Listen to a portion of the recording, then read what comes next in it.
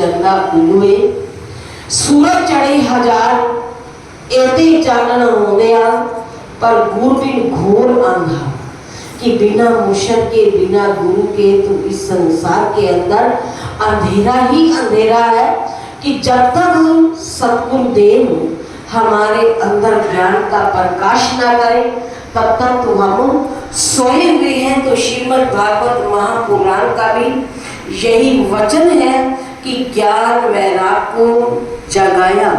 तो ये बात सुनकर नारद जी को दया आ गई, तो उन्होंने भी ज्ञान और वैराग को जगाया और कहने लगे कि हे ज्ञान, अब समय है, जागो, हे वैराग जागो। तब नारद जी ने वेद और गीता की ध्वनि द्वारा उन्हें जगाने का प्रयत्न किया, परंतु ज्ञान वैराग ने आंखें खोलकर नारद जी को देखा और फिर बंद कर लिया। अंत में नारद जी ने श्री विष्णु जी को स्मरण किया तो आकाशवाणी हुई कि जिसने यह कहा कि ये नारद जी, उच्च कोटि का कोई श्रेष्ठ महात्मा तुम्हें वह उपाय बताएगा कि जिससे ये दोनों ज्ञान और वैराग जागृत हो जाएंगे। तो सूर्य जी कहने लगे कि ये ऋषियों, तो नारद जी ने यह आकाशवाणी सुनकर पृथ्वी पर मुनियों के प्रत्येक आश्रमों का पर्यटन प्रारंभ किया। तो इस पर्यटन में कुछ मुनियों ने तो नारद जी की बात सुनकर चुप हो गए। कुछ ने कहा कि जब वेद और गीता की ध्वनि भी उन्हें जागृत करने में सफल ना हुई तो अब उन्हें जगाने का अन्य मार्ग और कोई भी नहीं।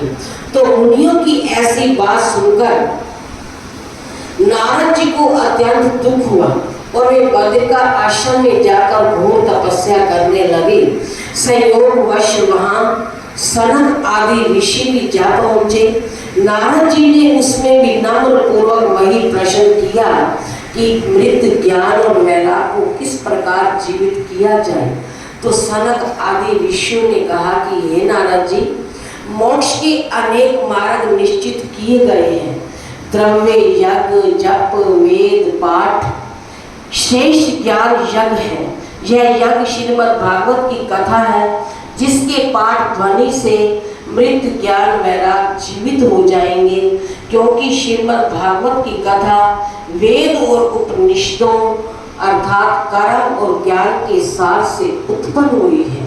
कि श्रीमद् भागवत की ये कथा कि सभी वेद उपनिषदों का इसमें सार है।